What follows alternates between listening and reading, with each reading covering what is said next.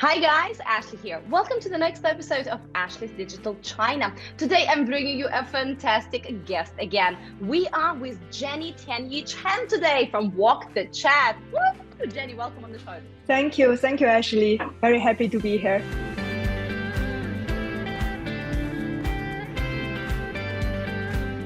Today we're going to talk about all things AI, tech-powered analytics, China, market entry, growth, and a lot of other things.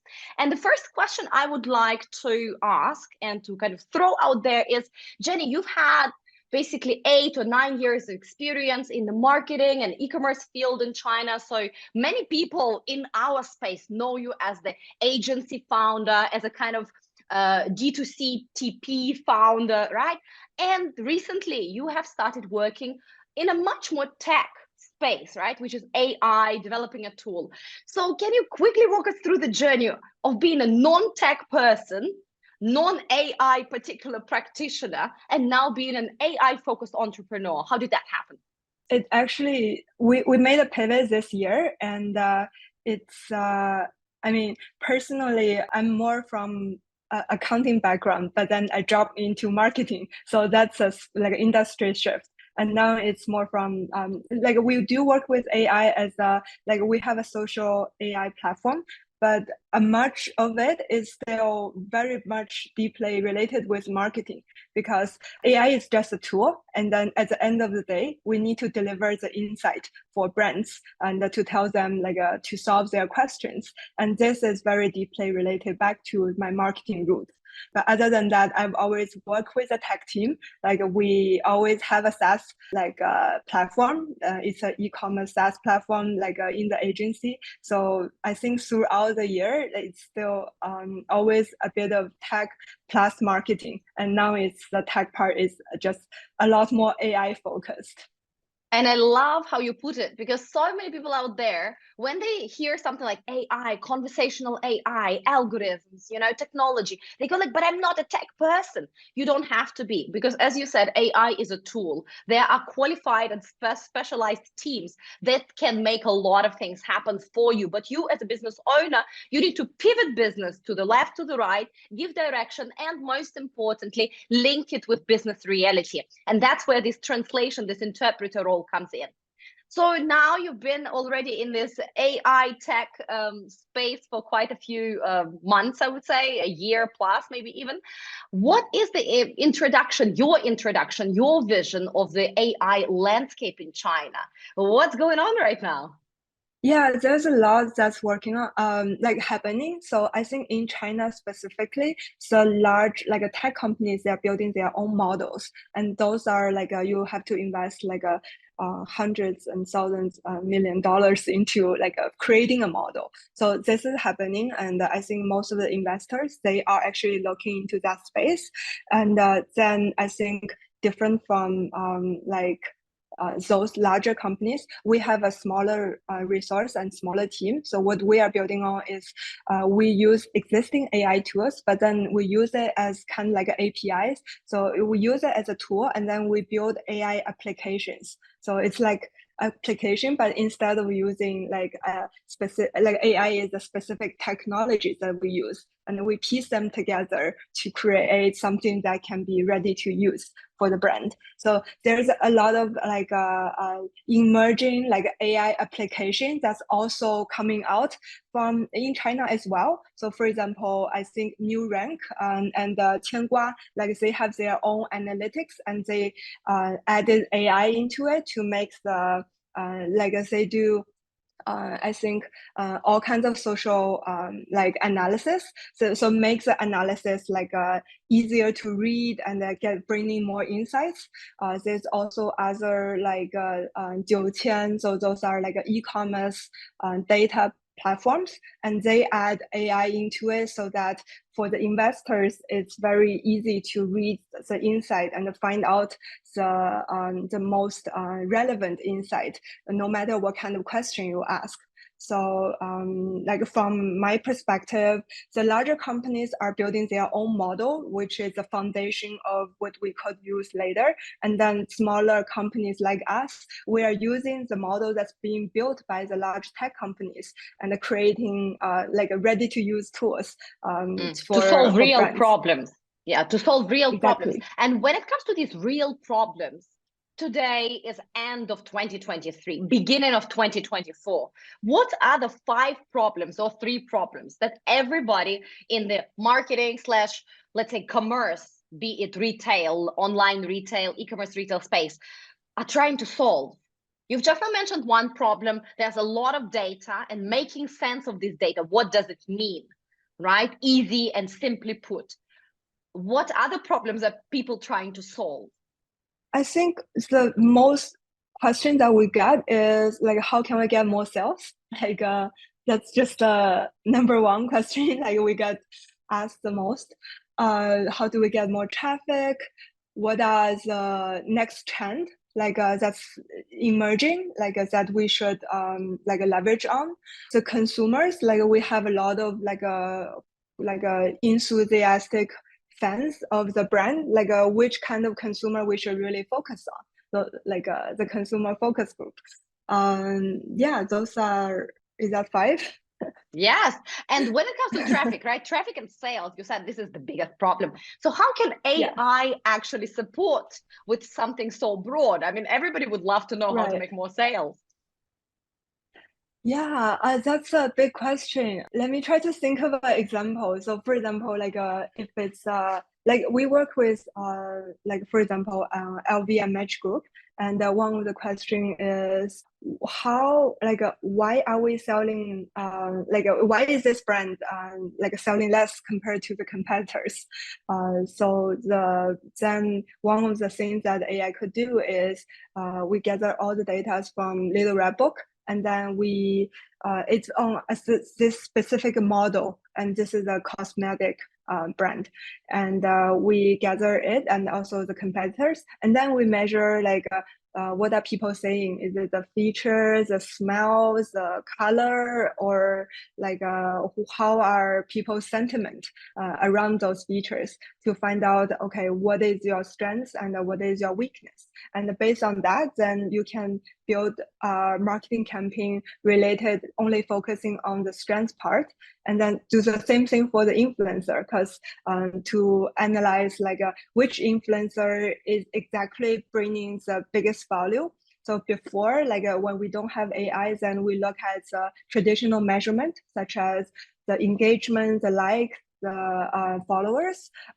Those are and the content, but you don't look at the content from like it's a kind of like a sense, but it's hard to put it into numbers. But when you have AI, you can actually analyze the sentiment of the influencer, how much impact like impact it brings, but also on a very large scale, instead of like manually focusing on a couple. So this brings just a lot of the stuff that you can do it on a much larger scale, and easy to quantify and easy to process, because with AI, it's very good at processing natural language, which is something like before, like we can quantify it into data, but then for the language part, it's very hard to to qualify it.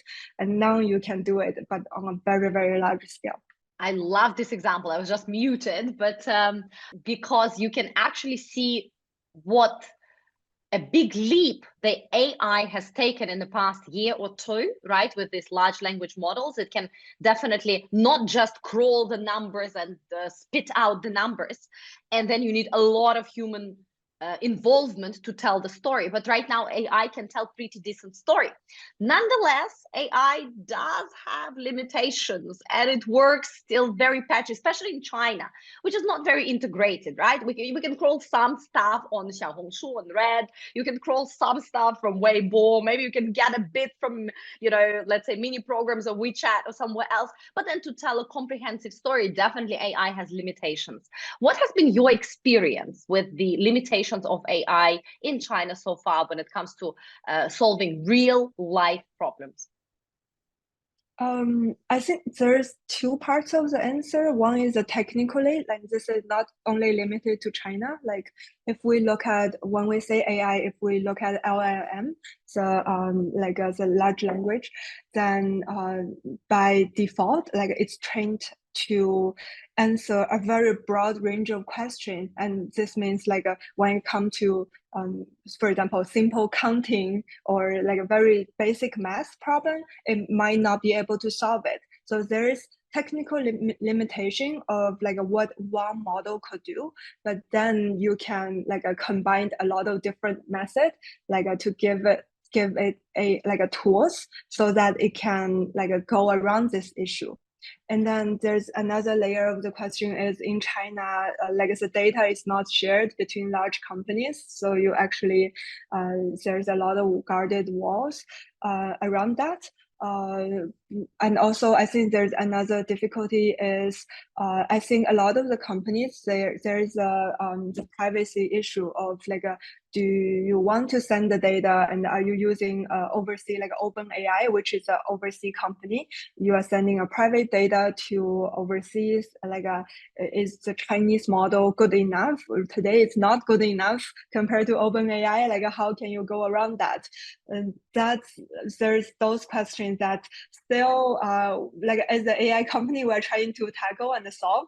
But I'm very confident eventually the companies, they will come up with models for the Chinese language that's good enough or even better than OpenAI to process the Chinese language, and then we can use it, and then we can build a local set the model locally so that it can solve the privacy issue. But then for the data, I think it's very hard to solve. We buy data from third data providers, and they do scraping from all kinds of platforms. So access of the data is expensive, and it's like a one time, we would buy it case by case basis. I think unless if you are large, like a BAT, like a size of the company, there's no way you can go around it. Yeah, no, absolutely. And when it comes to the current involvement of human, right? So we do analytics both via the tools and via a human being that then pieces the story together.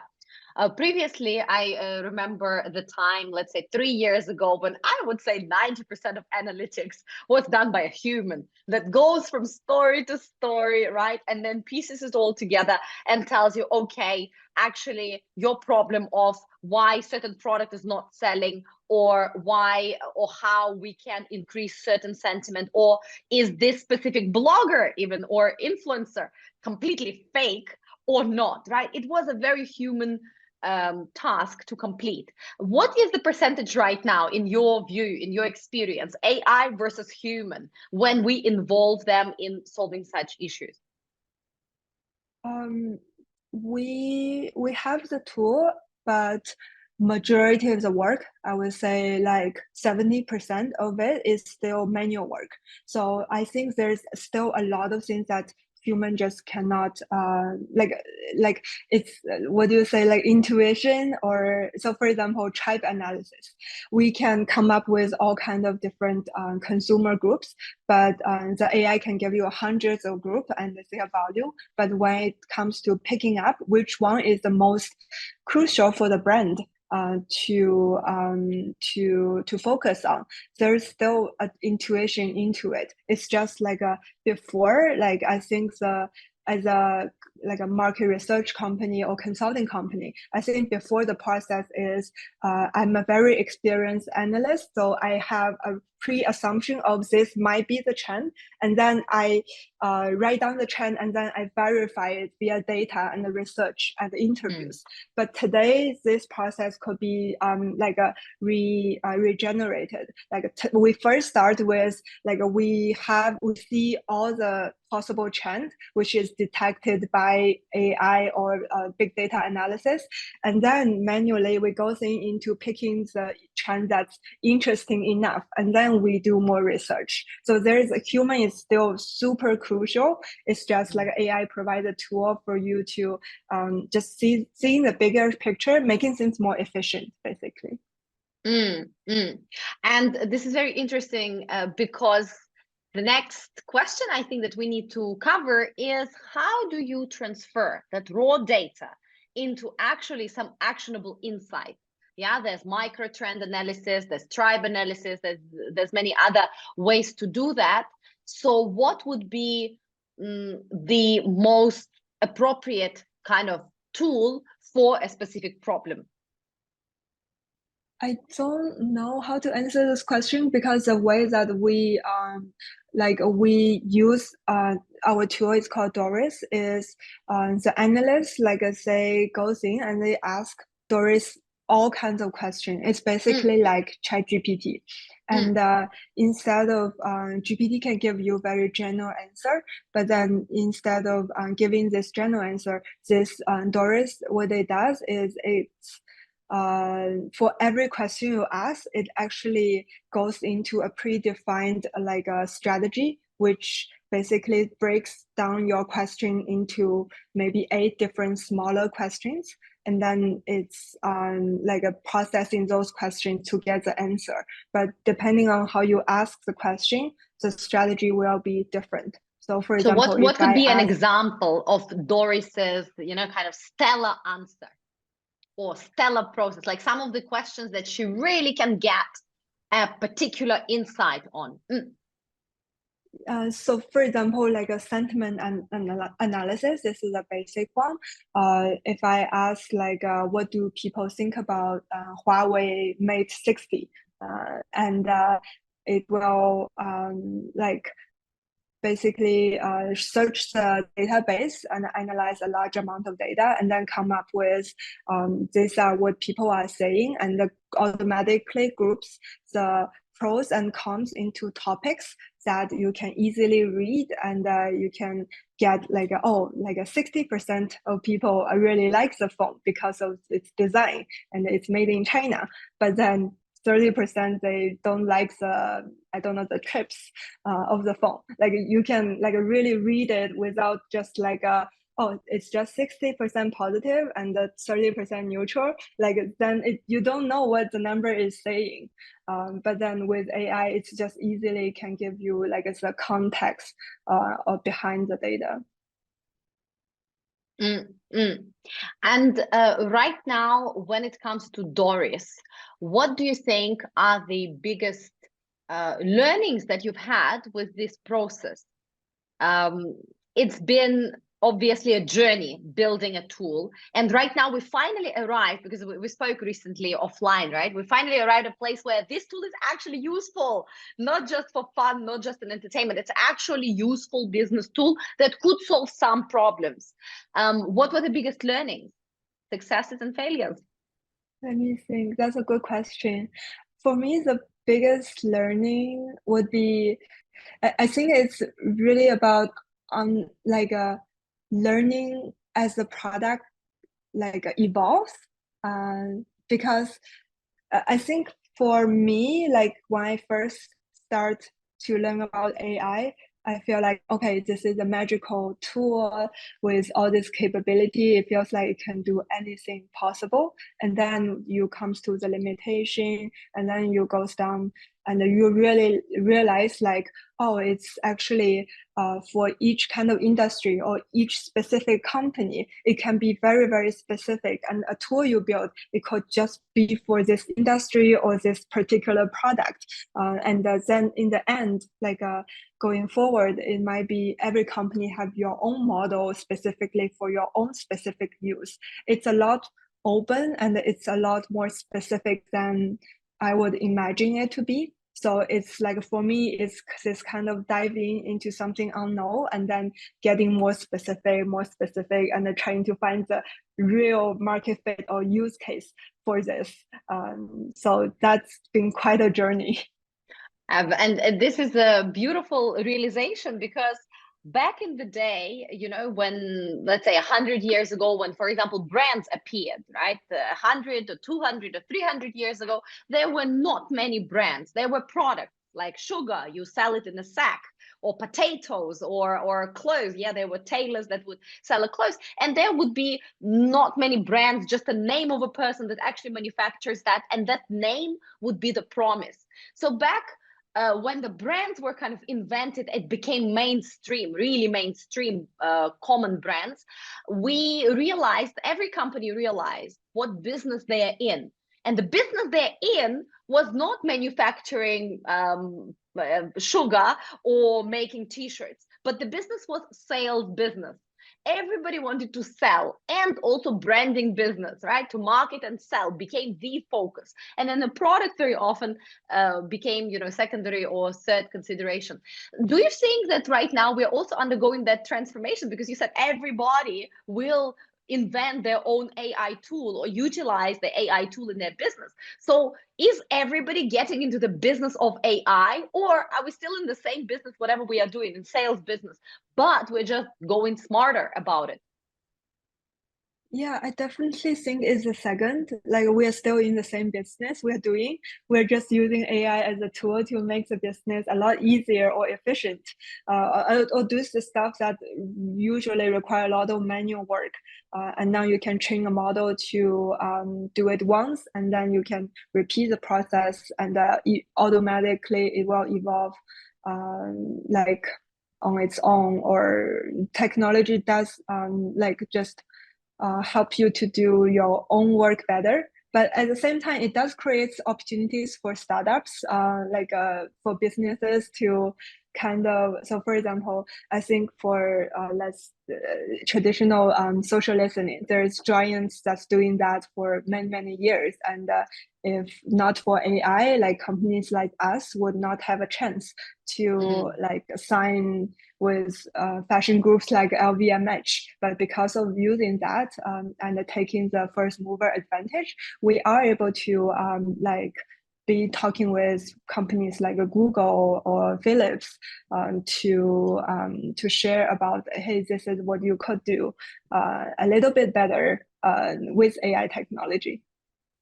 Have you noticed in your own business and in the industry how the processes have already changed? For example, some teams are downsizing because they don't need so many people anymore and they're using tools instead, or teams are upsizing, or right now 90% of people around you are already using AI on a daily basis, or everybody's skeptical because they're afraid of, and what are they afraid of?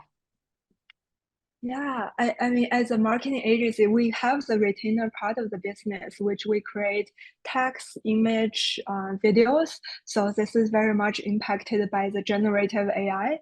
So I've seen like a fears from the group and hesitation, and then like a stress, and also like learning about it, increasing workload to learn about the AI, and then all the way to, okay, we understand this is a tool to really help us. So I think right now we are a bit of in a phase of like we have a very advanced design team who actually understand AI model better, and they will step in a bit into the copywriting, which is usually a different team's work, to help them to build a model. But then once the model is built, so by a model, it means like, for example, we can build a model for this one particular like a winter jacket brand, and then it can produce similar ton of content on Little Red Book for the rest of the year, so that for the topics, like we can just pick and choose.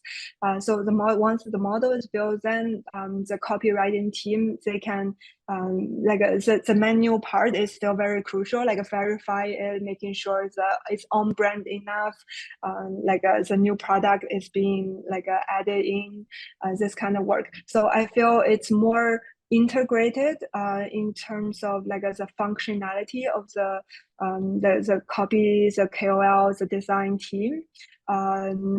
In terms of the actual labor on a project, it hasn't changed that much because we added a lot of learning, but I feel it's we'll see how it goes, because if at the same time, it's really the work that's done by interns, it's being optimized, but now interns is using the model to create new stuff, and then we are also moving towards more of a creative space, which we haven't able to get too much into because of it requires a lot of a workload. So we are expanding the service scope with the same amount of user, but at the same time providing different kind of work output. So I would say a mix of increasing efficiency, increasing the quality, and also the team is going through the state from panic, a stress, to a state of now it's actually makes sense, and I see how it can help my work, and it's actually interesting stuff. Yeah. Well done. Congratulations. Well, in our space, we also see quite a lot of people in the industry, both social media industry and also, let's say, personalized shopping industry, trying the tools, but very few take it seriously. In our experience, it's a test, it's a game. Everybody's scared, as you said. There's a lot of panic, and then there is maybe one or two people that typically lead forward, right? Because they become more comfortable with one or two tools. But it's also, I think, the human psychology that's preventing us from just embracing. There's so much stuff and you feel overwhelmed very easily. And secondly, once you get comfortable with one tool, maybe it's no longer the best one, or that model, or that specific way of doing things, but you're already comfortable with it. You don't feel that you have all this activation energy in you to go and try something else. With social media, we've also seen, obviously, there is a lot of intelligence that you can get. There's a lot of newly generated feeds that you can produce, right? Content and visuals, etc. When it comes to personalized shopping, also a few interesting examples where, let's say, the journey is being remapped, or, for example, customer service is done with a smarter bot.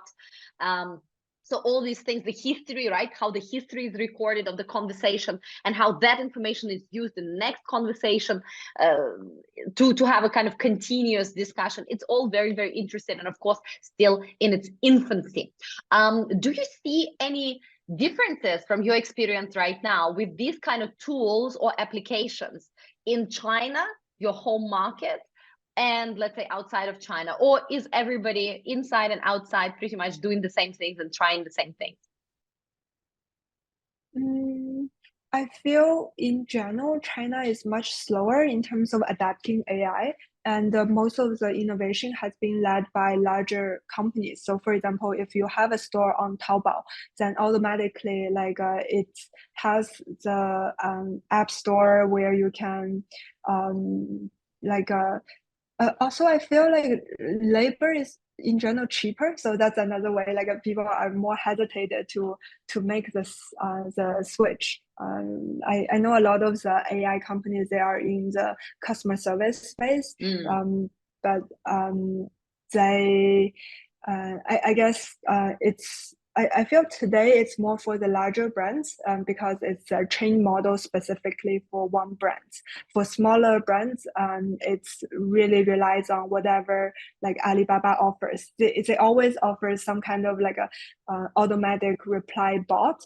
It's kind of basic AI form, but it's not very smart or trained specifically for its purpose. So I feel there's still a huge space for like AI to improve the work efficiency. Um, Yeah. I feel in general, like we just have less accessibility to some of the tools. Like you need to use VPN for downloading like a stable diffusion or like it's a hassle. So I think the barrier is much harder for like normal companies to actually switch. We'll see how the Chinese companies are building, like they are putting out newer models. So we'll see how it could actually be helpful. Like so far, like the tools are not that impressive. And this was actually my next question. So many people out there say, "Oh my God, but how do Chinese, let's say, companies that are using those tools innovating when they're being so disconnected from what's happening in the globe?" And you've just now said it's difficult to download, but people are downloading. So people have means to do that through VPN, right? And everybody is using and experimenting with those tools. Is this correct? Yes, and if you search on Taobao, like there's a bunch of like a OpenAI account, like you probably have like hundreds of people sharing one account. So like the So when demand there is is a definitely will, there. there's a way. If there's a will, there's always a way. You have just now also mentioned earlier that Doris is helping ultimately understand the trends, right? What is the new trend and how this trend might impact the industry? And I know that you are specifically, Doris specifically crawls a lot of data from Xiaohongshu. So in the past couple of months, right? Again, it's the end of 2023. What are some of the trends that you think are just picking up, just starting, based on Doris's intelligence that caught your attention? Maybe just a few of them. Three. Interesting. And the trends that we are seeing are very focused on fashion industry because like we publishing reports. So for example, Maillard, we just published a report about Maillard style, which was like kind of accidentally becoming super popular, and I guess it will die out very soon as well. What Tell us else? more There's about that trend, because a lot of our listeners might not know what's actually going on here. What is it, and why do you think this trend became popular and it will die very soon? So Millard, it's when you put the steak on a very burning stove and it creates this chemical effect. It makes the steak turns brownish, and this is chemical reaction of Millard. And then it becomes a trend to reflect the autumn like a kind of color palette of brownish and then with a little bit of red like a highlight. A lot of the large fashion brands, they are releasing their shows with the tone of brown. And this becomes super popular as a kind of a search keyword on Little Red Book. So if you write a post on your brand account and you use this as Millard trend, the most likely you will get more engagement if you don't write it than if you don't write it. And the reason it becomes so popular, according to our research, is it was invented out of nowhere because it's not like a concept from overseas. It's invented on by a company called GQ. They launched just a creative campaign and it got some buzz. But initially, before Millard, there's this trend called the dopamine dress, and that was just popular over the during the summer for 2 or 3 months. And it's also this kind of dopamine, I mean it's a very chemical reaction, and the people just it just caught up on Chinese internet. So Millard is just another this kind of seemingly random word that's representing color. I think it's a carryover from the huge dopamine trend. Dopamine trend is actually from overseas, from Western. Like after COVID, people need a bit of color. Um, so that was we just delayed by 2 years in China to get popular. It's all about colors this day. It's all about colors, right? It's the Barbie movie caused the sensation with the pink Yeah. color. The autumn, as you said, this charcoaly color was one, and we had the juicy. Was it the juicy blue color before that were trending all around? So it's all about colors these days. What other trends are out there? We saw there's a lot of like a regional trends. Like for the Sichuan region, there's more like a street style or popular like a hip hop style of this is growing super fast compared with in the south. Which the style is very different. It's more luxury or more like a or even vintage. I think we notice like the trends are quite different in terms of the dressing style, and sometimes like a trend will start around the Chengdu area, and then it will spread towards the south, and then goes to Shanghai, Beijing. So we are noticing a lot of like these subtle changes in popularity and the relation back to a specific region. Absolutely. And right now, in general, there is probably a trend towards deglobalization of some behaviors and trends, or radical localization, right? When a lot of brands, be it FMCG brands, drinks, fashion, or consumer electronics, they are specifically developing connected products to a locality, right? As you said, Chongqing is one locality, Chengdu and Chongqing are kind of similar but very different as well. Somewhere in Urumqi, somewhere in Beijing, somewhere in Guangdong, completely different things as well. So that trend becoming even bigger, especially in China, with the rise of local kind of traditions. Right now, there's a big revival, right? Of, oh, here is the fire festival. There is a local, whatever other traditional dance festival. So there's a lot of small localities and counties that are trying to kind of live up to their more traditional and very localized culture as well. So that causes this spark. Very, very cool. Now back to the tool. So you have Doris right now. Doris is kind of a smart chat GPT like sparring partner when it comes to tracking trends and solving potentially some of the business problems with data. What is next for Doris? Where are you taking her? Yeah, there's a lot that we want to do and haven't really add to it. Right now, we are just limited to text analyzation, and right now we are working a lot on image recognition and also voice to analyze videos and the pictures. So that will be a very huge part. And then next one is we are actively looking for the Chinese models too, because right now like OpenAI is great, but then it's very bad at like recognizing Chinese brand, and also for like a Chinese slangs. I mean, it's better than like as a traditional one, but then it's still like not the best. So we are actively seeing what are the new models that we could use. And then I think the next one, which is more futuristic, is like right now every and a question that you ask Doris, like you ask the database, we pre-built the sequence of how you can answer a question. And so we are kind of the brain, the human brain, to say, okay, I want to break the question into the 7 ways. But I think eventually, and I would say eventually is in the next 12 months, is we want the AI to decide like how to better answer the question using the AI brain, like based on the training data that we give it.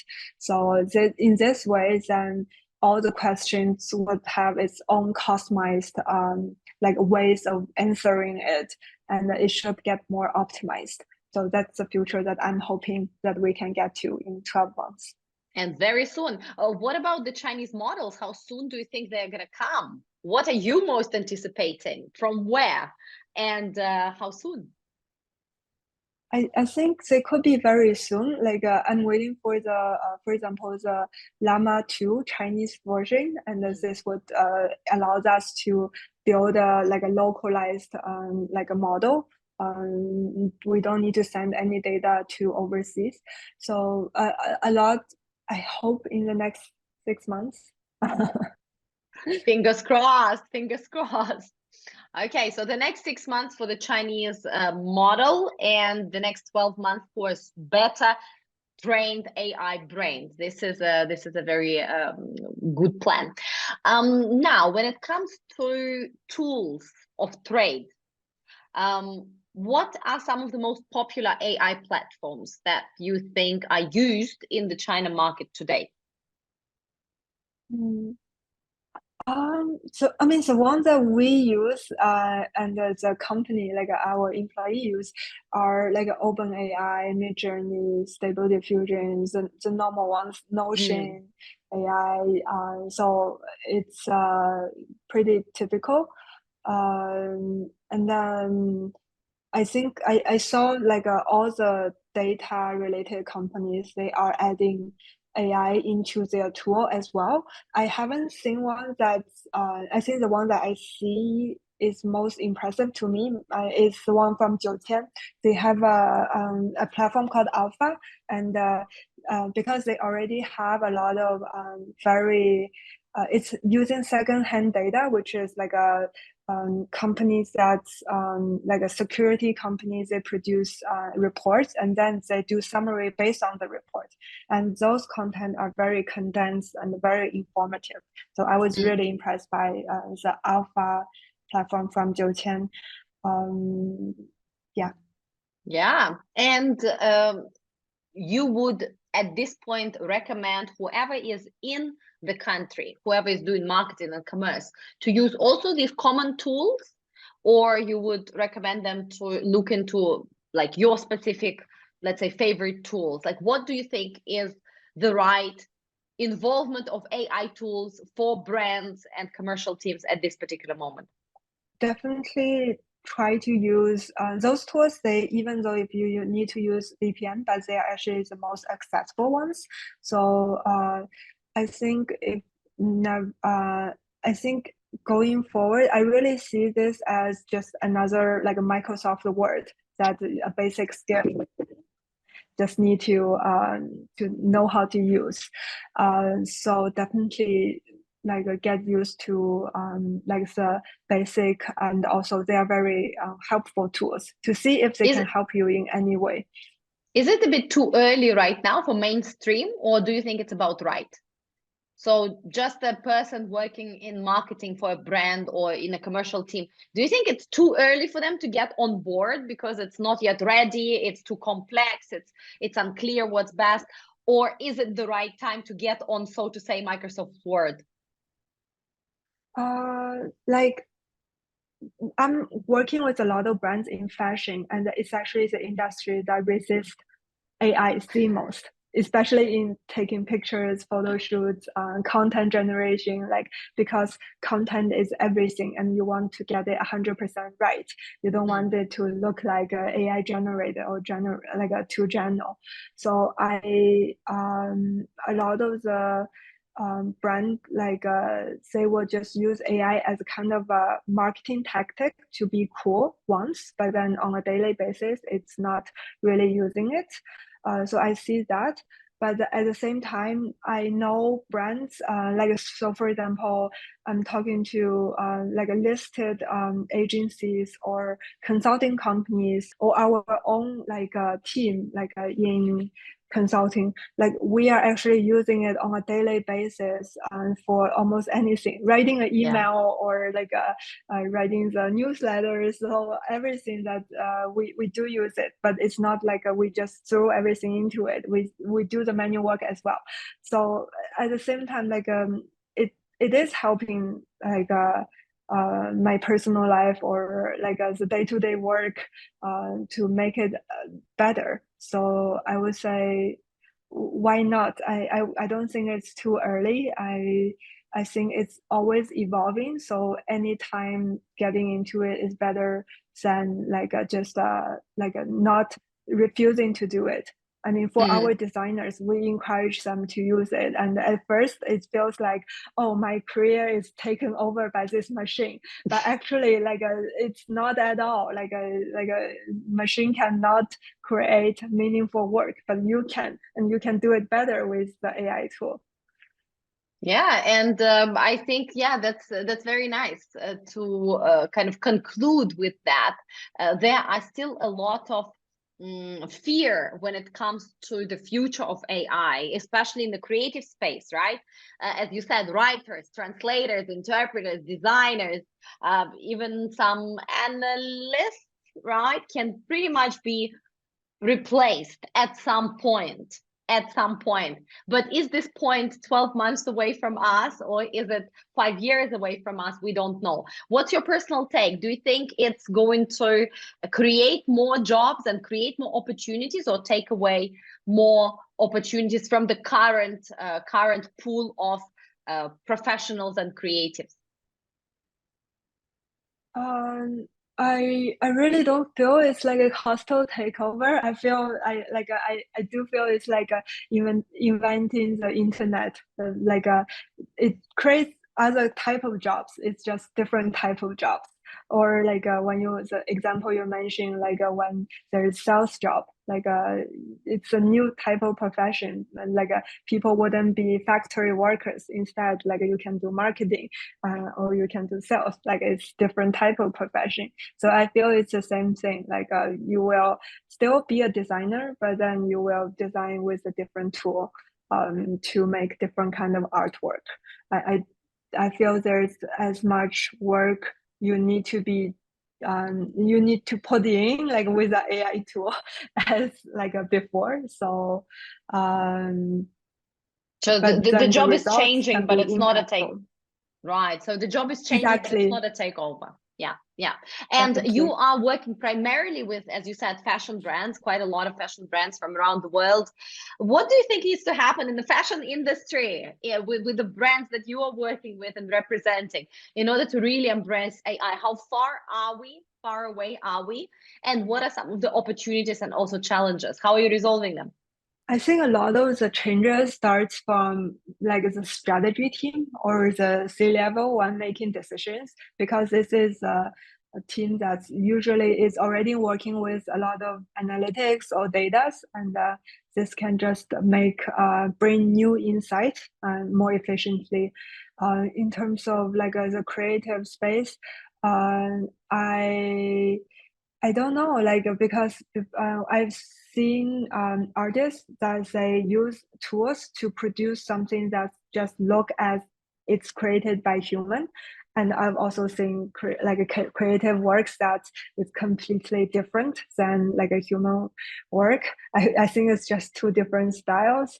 I couldn't say for the fashion industry, but one thing I know is it is able to like bring in just different kind of insight. And I think the issue I saw a lot of especially larger brands have is uh, no one is lack of data, because usually the problem is I have too much data and I have the analyst, there's too much slides, but what do I do? like I think what AI could be doing is like on top of a lot of data or a lot of dashboard, it can give you a few like a simple basic analytics, so you can automatically have your personal assistant to give you like a primary like a initial kind of analytics, and then you can process based on that, which is pretty nice than just having to look at a bunch of dashboards and with too much numbers to process. Absolutely. So this selection and spotlighting is very important. We do have too much data in general, especially for larger brands. Yeah, smaller ones don't have any data. That's their problem. The big ones have too much data and don't know what to do with that. That's another problem. And probably another very important thing is the speed, right, with which we can act on the insights. Because in China, we operate at a much faster pace than outside, and this pace with the use of tools is just becoming faster. So these tools just allow us to look into it, make a decision, and then implement it probably even sooner and even faster.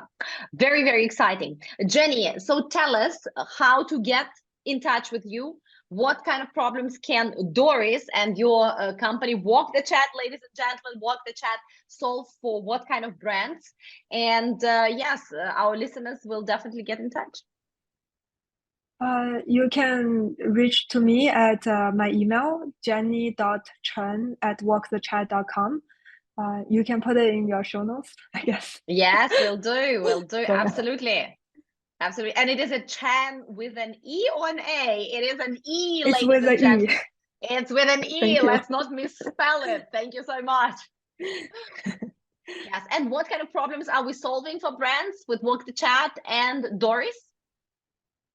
So any kind of insights you want from social media. So if it involves like you have a large amount of data and you want to come up to solve questions. So a typical question is, hey, why is my Sichuan like performance is below average? Or like can you help me to understand this the shape of bags, like how our competitor doing, is it trending, or finding out insights. So those are the typical questions that we help brands to solve. Perfect. Perfect. So ladies and gentlemen, you've heard it. China, just like the rest of the world, is changing. AI, conversational AI, machine learning, and all other sorts of amazing technology are here. And we shall not be afraid of them. We shall embrace them. Another important information that you got is that although China is operating in this unique Galapagos island, which is very often walled from the rest of the world, but there is way to actually connect and to build on each other and to understand those models. Right now, the Chinese models are in the making, so AI will hopefully and very, very likely in the next 6 to 12 months get in the country an additional kick forward. And there's a lot of innovation that obviously large Chinese companies are focused on building their own models, building their own big pools, but also there's thousands and thousands of smaller companies that are solving specific business problems. And Jenny's Walk the Chat, Doris is one of them. There's many others out there. So experiment, try them out, stay excited, keep learning.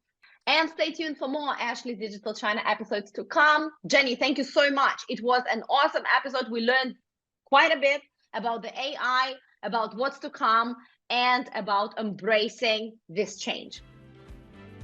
Thank you, Ashley. It was great to be here.